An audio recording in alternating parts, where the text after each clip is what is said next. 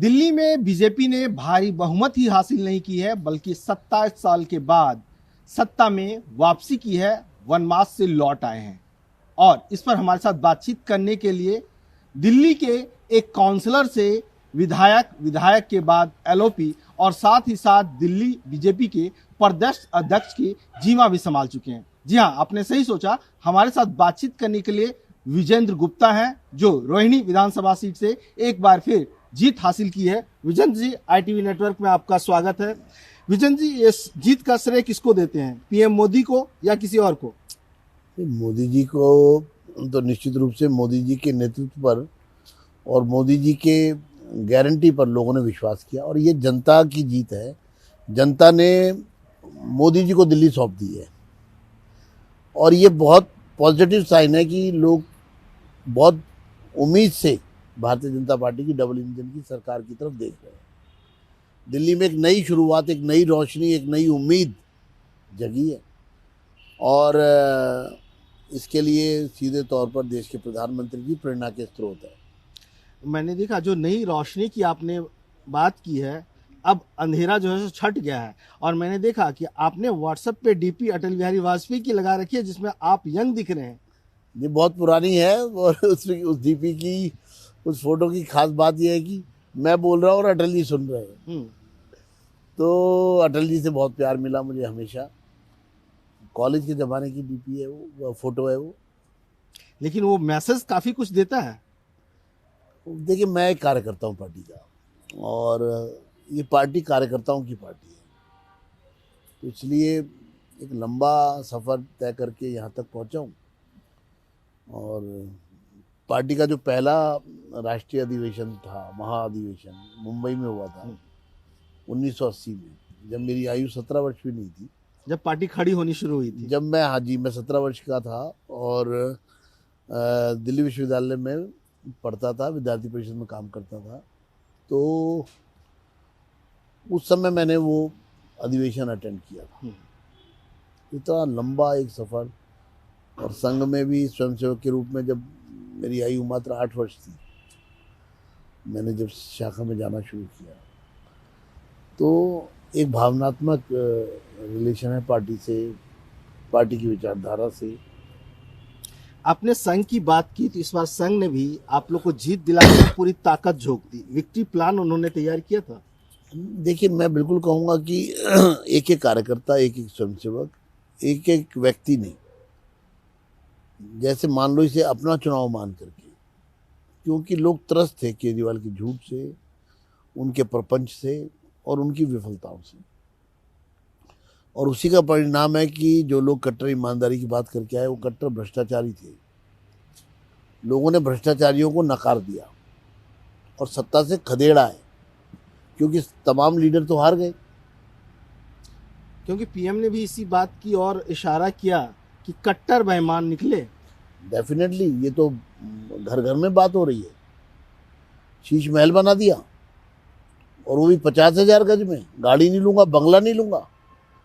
इतनी हिपोक्रेसी, इतना double standard, हाथी के दांत खाने के और दिखाने के और।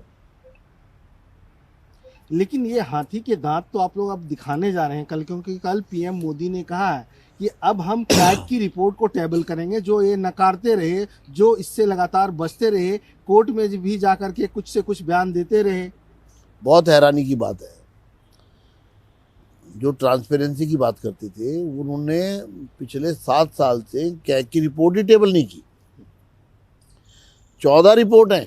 14 जी। और राष्ट्रपति आपने सबसे पहले उठाया भी था। जी, राष्ट्रपति जी के पास गए, हम लोग गए, उपराज्यपाल जी से मिले, चीफ सेक्रेटरी से मिले, स्पीकर को मिले, चीफ मिनिस्टर को चिट्ठी लिखी, सदन में मामला उठाया, मार्शलों से बाहर निकाल दिया, रिपोर्ट टेबल नहीं की। मैंने देखा था किस तरह से आप लोग को उठाया गया था वहां से, फर्स्ट रो से। जी, सीएजी की रिपोर्ट दबाना, मैं समझता हूँ हत्या के क्राइम से कम नहीं है।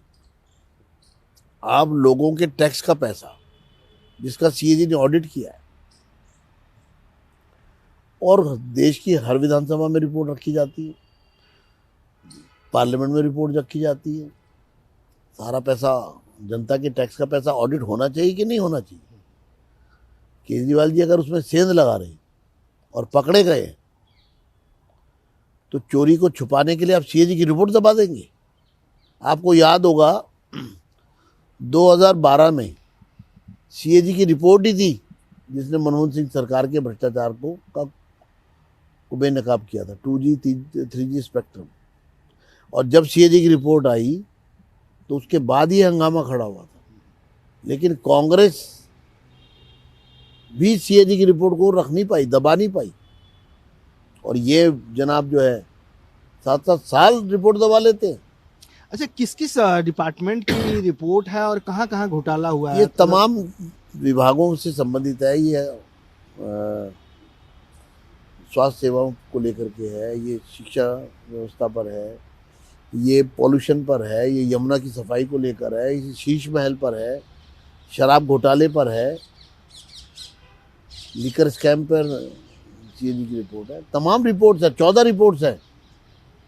क्योंकि लीकर घोटाले पे जेपी नड्डा ने भी ट्वीट किया था 2026 करोड़ रुपए का घोटाला हुआ है। जी, 2026 करोड़ का घोटाला हुआ है और जबरदस्त घोटाले पे घोटाले हुए हैं।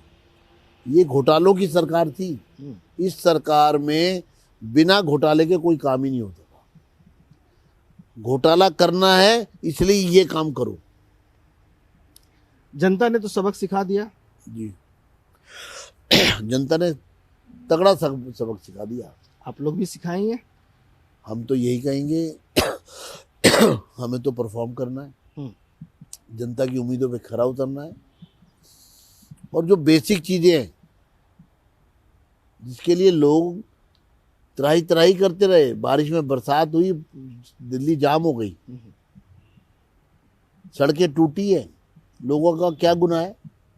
क्या वो टूटी हुई सड़कें, अगर वो इतना ही तो कहते हैं कि सड़क बना दो, अगर वो कहते हैं पानी साफ पीने का पानी तो दे दो, अगर वो कहते हैं सीवर व्यवस्था तो ठीक, बेसिक एमिनिटीज आप नहीं दे पा रहे, आप साफ सफाई नहीं रख पा रहे।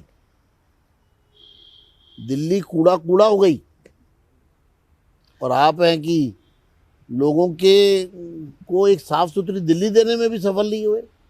तो क्या आप लोग, जैसा कि पीएम ने कहा कि रिपोर्ट टेबल करेंगे, आप लोग टेबल करेंगे रिपोर्ट? डेफिनेटली। आपकी हाउस बैठते ही हाउस में सबसे पहले सीएजी की रिपोर्ट आने वाली है और इन रिपोर्ट्स के आधार पर मैं तो ये कहता हूँ इनकी इंक्वायरी होनी चाहिए और इन पर कार्रवाई होनी चाहिए। ये जेल जाने चाहिए। जेल जाएंगे? बिल्कुल। लेकिन एक चीज कल आपने देखा होगा, केजरीवाल का वीडियो देखा कि नहीं? जब वो हार गए तो उन्होंने एक वीडियो शेयर किया। उन्होंने कहा कि अब हम पॉजिटिव अपोजिशन की भूमिका निभाएंगे। सरकार में रह करके तो पॉजिटिव सरकार की भूमिका निभाई नहीं, लेकिन चलिए अभी तो जो कह रहे हैं हम सुन रहे हैं। विजेंद्र जी कहते हैं ना कि शॉर्टकट, कल पीएम ने भी इस बात को कहा कि शॉर्टकट की राजनीति से आए और जनता ने उसको शॉर्टकट कर दिया। लेकिन आप तो काफ़ी ज़्यादा जो है सो तसल्ली रखे हुए हैं। आपने दिल्ली में काउंसलर भी देखा, आप खुद काउंसलर रहे, प्रदेश अध्यक्ष भी रहे, विधायक भी कंटिन्यू जीतते हैं, इस बार भी आपने जीत हासिल की है। तो आपके दिमाग में इस तरह का कोई मास्टर प्लान या कुछ आपने तो सोचा होगा? देखिए, मैं तो लगातार दिल्ली के हित में, लोगों के हित में, अपने क्षेत्र के हित में सक्रियता से काम कर रहा हूँ और ये एक बहुत लंबा पीरियड है, लगभग 30 साल से। क्योंकि 28 वर्ष से तो हम लोग एक चुने हुए प्रतिनिधि के रूप में हैं। ये मेरा 7वां चुनाव है रोहिणी से। बिल्कुल। एक ही सीट पर लोग हर बार मुझे पहले से ज़्यादा जिताते हैं और मैंने इस बार भी मत जो है अपने काम के आधार पर मांगा है। काम बोलता है, मेरा नारा था काम बोलता है और लोगों ने उसको अप्रिशिएट किया। 65% वोट शेयर है मेरा। अगर मैं तो कहता हूँ हर व्यक्ति को अपनी परफॉर्मेंस पे जाना चाहिए, लोगों के सामने अपने किए हुए काम रखने चाहिए, लोगों को मौका देना चाहिए कि वो उसका एनालिसिस करें। और दिल्ली में सर्वाधिक मतों से जीतने वाला उम्मीदवार हूँ मैं और उसके पीछे पूरा चुनाव अपने किए हुए कामों के आधार पर लोगों से आग्रह किया कि आप फैसला लीजिए और लोगों ने मुझे, मतलब कांग्रेस और आम आदमी के दोनों के वो कैंडिडेट के वोट मिला लें आप, तो मुझसे आधे हैं। मेरे 71 वोट हैं, इन दोनों को मिला के 35,000 है। बिल्कुल। तो एक लंबा 38,000 मत से अगर भाजपा के प्रत्याशी को लोग जिता रहे हैं, तो इसमें तो दो राय नहीं कि मोदी जी में लोगों का विश्वास है और मोदी जी के दिए हुए उम्मीदवार में लोगों का विश्वास है। क्योंकि जितनी बड़ी जीत उतना अधिकार भी होना चाहिए, जितनी तसल्ली उतना ज़्यादा जो है सो विश्वास भी होना चाहिए। तो कोई विश्वास मिला है उधर से, कोई तसल्ली उधर से मिली है? नहीं, देखिए हमारी पार्टी में ऐसा नहीं होता, ना कोई उम्मीदवार होता है, ना कोई इंतज़ार होता है। ये सब पार्टी की हाईकमांड, हमें अपनी हाईकमांड पर पूरा विश्वास है। वो जो भी फैसला लेंगे वो दिल्ली के हित में होगा, देश के हित में होगा, पार्टी के हित में होगा, लोगों के हित में होगा। क्योंकि दिल्ली के सभी वर्ग, चाहे वो पंजाबी हों, सिख हों, बनिया कम्युनिटी के हों या अदर हों या पूर्वांचली हों, सभी लोगों ने बीजेपी को इस बार वोट किया है। और आप बनिया कम्युनिटी से आते हैं, ऐसी स्थिति में उनका एक तो रिप्रेजेंटेटिव होना चाहिए कैबिनेट में। ये सब पार्टी हाईकमांड का विषय है, मेरा विषय नहीं है। और पार्टी ने हमेशा हर समाज के साथ न्याय किया है। आप देखिए, तीसरी बार हम केंद्र में चुनकर आए हैं।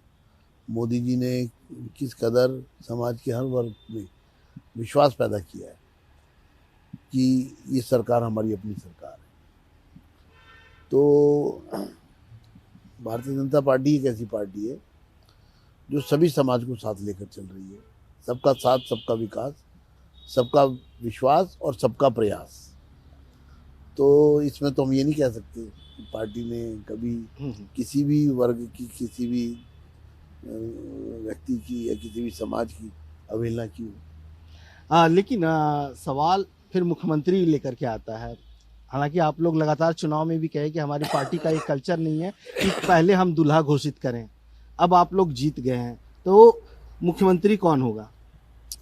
मैंने ऐसा नहीं कहा, पार्टी ने भी कभी ऐसा नहीं कहा। पार्टी की हर प्रदेश में अलग अलग स्ट्रेटजी होती है। 2017 में जब हम विधानसभा चुनाव लड़ रहे थे उत्तर प्रदेश में, तो कोई चेहरा नहीं था। और चुनाव के बाद योगी जी आए और 2022 में योगी जी हमारे मुख्यमंत्री के उम्मीदवार थे। तो जैसी जैसी व्यवस्था जहाँ जहाँ जिस प्रदेश में चुनाव के समय होनी चाहिए, लक्ष्य है चुनाव को जीतना और लोगों को एक अच्छी सरकार देना। तो उसी तरह पे दिल्ली में भी स्ट्रेटजी बनी है। तो हम अभी भावी मुख्यमंत्री से बात कर रहे हैं। मैं तो पार्टी का विधायक हूँ। विधायक मुख्यमंत्री बनता है? भविष्य की गर्त में तो क्या क्या है ये तो समय बताएगा। लेकिन इतना तो जरूर है कि पार्टी जो है वो दिल्ली में 48 सीटें जीत कर आई है और ये दिल्ली की जनता के मन में एक उत्साह है भाजपा को लेकर। तो मैं लोगों को यही कहूँगा कि आपके उम्मीदों पर भाजपा खरी उतरेगी। मोदी जी ने दिल्ली के लोगों को ये विश्वास दिया है कि यमुना को वो साफ करेंगे और हम सब मिलकर अपनी दिल्ली को सजाएंगे, संवारेंगे। पहले कैबिनेट में कुछ वादे पूरे होंगे? डेफिनेटली। ये तो सरकारी परफॉर्मेंस ओरिएंटेड होगी। दिल्ली जो 10 साल बेहाल, दिल्ली किसी विजन के साथ विकसित होगी, एक विकास के रास्ते पर चलेगी। ये काम करने वाली एक ईमानदार सरकार होगी। ये सरकार पहला दिन नहीं, पहला घंटा भी व्यर्थ नहीं करेगी। उसमें आप भी होंगे? भाजपा की सरकार होगी और भाजपा की सरकार में हम सब लोग सम्मिलित हैं। मीटिंग बुलाई गई है इसके लिए विधायकों की? अभी वो मीटिंग उस तरह से नहीं हो रही है, थोड़ा समय लगेगा। अभी तो पार्टी की संगठनात्मक बैठकें हो रही हैं, आगे की व्यवस्था के बारे में बात हो रही है। तो अगले हफ्ते तक सरकार गठन हो जाएगा? 16-17? हाँ, डेफिनेटली 8-10 दिन में हो जाएगा। चलिए, धन्यवाद। तो विजेंद्र गुप्ता जो बता रहे थे कि किस तरह से इन्होंने दिल्ली में सारी मुसीबतों को देखा है, किस तरह से चुनाव लड़े, किस तरह से जीत हासिल की और सबसे ज़्यादा मतों से इन्होंने जीत हासिल की है। तो इन्होंने कहा है कि पार्टी मुझे जो भी जिम्मेवारी देगी वो हम स्वीकार करेंगे और उसी आधार पर दिल्ली की जनता से जो वादे किए हैं वो पूरे करेंगे। For more such videos, subscribe to the NewsX YouTube channel, hit the bell icon.